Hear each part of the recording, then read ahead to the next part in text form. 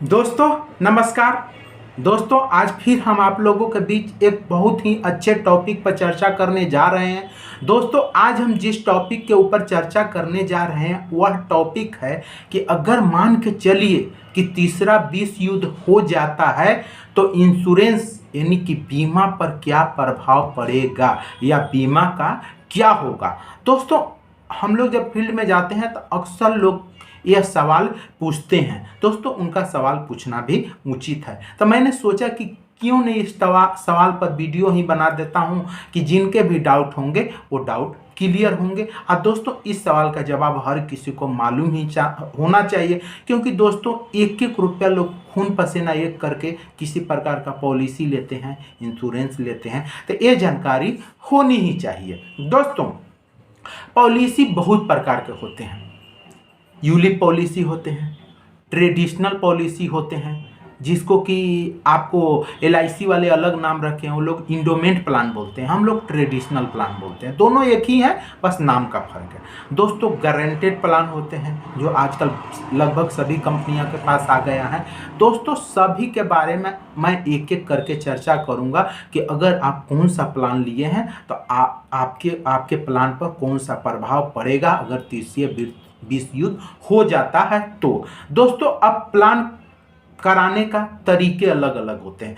दोस्तों पहला तरीका ये होता है कि किसी IRDA के संस्था से हम प्लान लेते हैं। दूसरा तरीका ये होता है कि हम किसी प्राइवेट सेक्टर से ले लेते हैं जो IRDA से मान्यता प्राप्त नहीं है। तो दोस्तों दोनों में बहुत का अंतर है। सबसे पहले मैं अंतर बता देता हूं, उसके बाद मैं प्लान के बारे में जिक्र करूंगा। दोस्तों अगर आप IRDA के संस्था से प्लान लेते हैं, जैसे SBI लाइफ हुआ, ICICI हुआ, HDFC हुआ, ये सब जो संस्थाएं हैं ना, ये सब IRDA से मान्यता प्राप्त संस्थाएं हैं। दोस्तों IRDA से मान्यता लेने के लिए मिनिमम 100 करोड़ रुपया सिक्योरिटी के रूप में IRDA के पास जमा करना पड़ता है। दोस्तों यह सिक्योरिटी इसलिए जमा होता है कि अगर मान के चलिए किसी कारण बस कंपनी का स्थिति दयनीय होता है तो कस्टमर को वो पैसा दिया जा सके, कस्टमर को किसी प्रकार का लॉस नहीं हो, इसीलिए यह सिक्योरिटी जमा किया जाता है। दोस्तों जैसे जैसे कंपनी ग्रोथ करती है वैसे वैसे सिक्योरिटी का राशि भी बढ़ाया जाता है। दोस्तों इस टाइप की जो भी संस्थाएं होती है उसका सर्वे सर्वा IRDA होता है, इसीलिए IRDA से मान्यता प्राप्त संस्थाएं कभी दिवालिया नहीं हो सकती है, कभी बंद नहीं हो सकती है, मर्ज हो सकती है लेकिन कभी बर्बाद नहीं हो सकती है। इसीलिए हमेशा प्रयास करें कि IRDA के संस्था से ही पॉलिसी ले। अब दोस्तों वैसी संस्थाएं है जो कि जिसको कि IRDA से कोई नाता नहीं होता है, जो अपने रूल से चलती है, जैसे आपको शेयर बाजार, SIP, डीमेट अकाउंट। दोस्तों ये लोग अपना रूल से चलता है।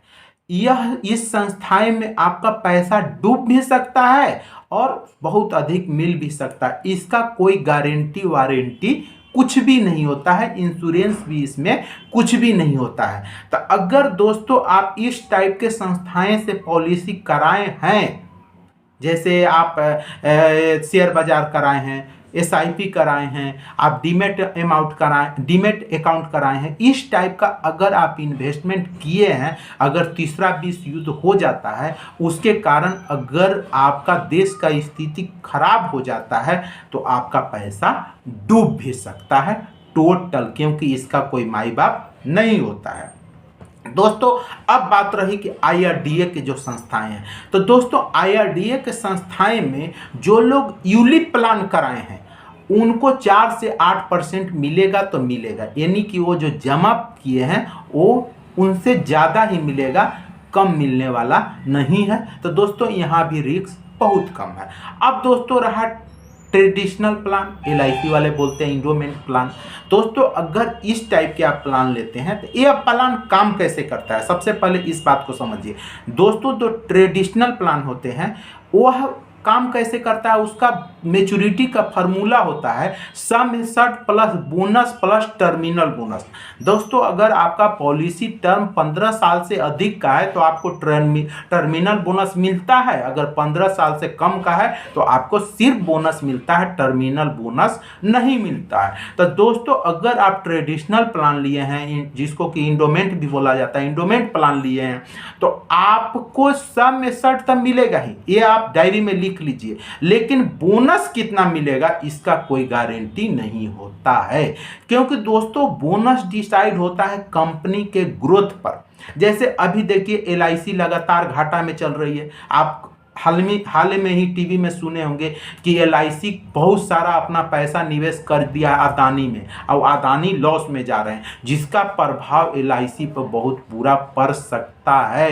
कुछ पैसे स्टेट बैंक भी दिए हैं, लेकिन स्टेट बैंक का लिखित नहीं है, इसीलिए उसके बारे में अभी कोई चर्चा करना उचित नहीं है। लेकिन भगवान करे कि अदानी का स्थिति सुधर जाए, जिससे कि LIC का स्थिति बहुत ज़्यादा खराब नहीं हो। तो दोस्तों यह डिपेंड करता है ग्रोथ पर, जो संस्थाएं जितना अधिक ग्रोथ करेगी उसका मैच्योरिटी उतना अधिक होता है।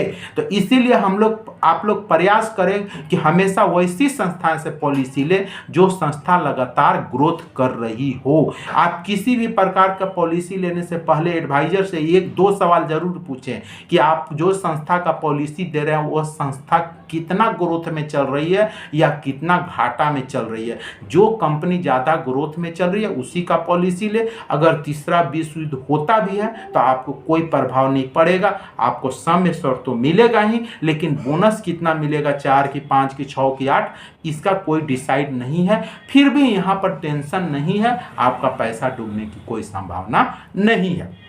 अब दोस्तों गारंटेड प्लान, जो गारंटेड प्लान होते हैं, चाहे तीसरा विश्व युद्ध हो, चौथा विश्व युद्ध हो, या वर्ल्ड में कुछ भी हो जाए, देश में कुछ भी हो जाए, आपको जो गारंटेड जो बॉन्ड पेपर पर लिखे गए हैं वो आपको गारंटी के साथ मिलेगा, 1 रुपया भी कम या ज़्यादा नहीं।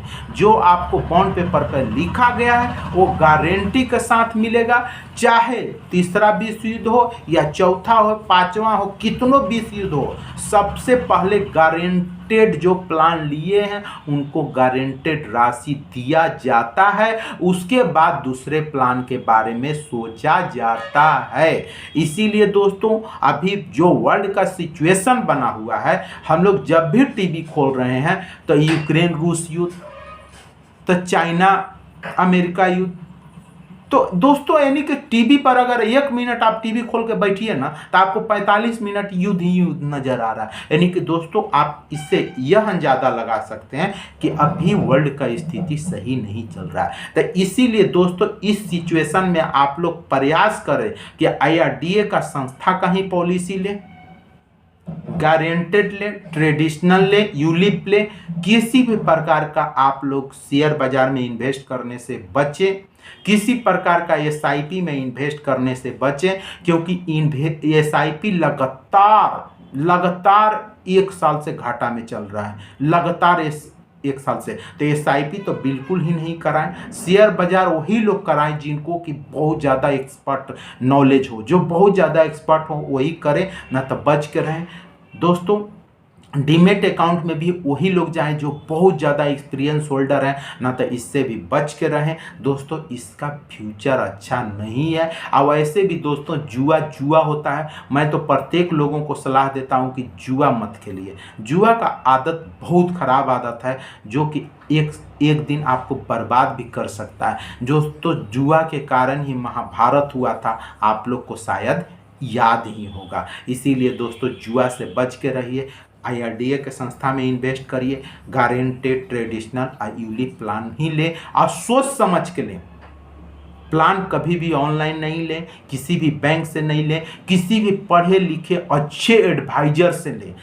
प्लान लेते समय ये नहीं सोचे कि हम जो फलना से इसीलिए प्लान ले क्योंकि ये मेरा रिलेशन में आता है, फलना से इसीलिए प्लान ले क्योंकि ये मेरे कास्ट का है। ऐसा कभी नहीं सोचें, मेरा नज़दीक का है, मेरे स्टेट का है, मेरे बाजू का है, ऐसा नहीं सोचें। दोस्तों 2023 है, दुनिया एडवांस हो चुका है। अगर आपको सही सही जानकारी रहेगा तो कोई भी दुनिया में आपको मूर्ख नहीं बना सकता है। इसीलिए दोस्तों, जानकार आदमी अगर कहीं भी मिल जाए ना, फोन पे मिल जाए, आपको किसी तरह का टच में मिल जाए, आप उससे पॉलिसी ले लीजिए। क्षेत्रवाद मत देखिए, जातिवाद नहीं देखिए, धर्मवाद नहीं देखिए, क्योंकि पॉलिसी में ये सब नहीं चलता है, ये सब राजनीति में चलता है। इसीलिए दोस्तों, अगर कोई अच्छा पढ़ा लिखा जानकार बंदा मिल जाए तो आप उससे पॉलिसी ले लीजिए, आप बहुत फायदे में रहेंगे। दोस्तों, इन्हीं बातों के साथ मैं इस वीडियो को विराम देता हूँ। दोस्तों, नमस्कार।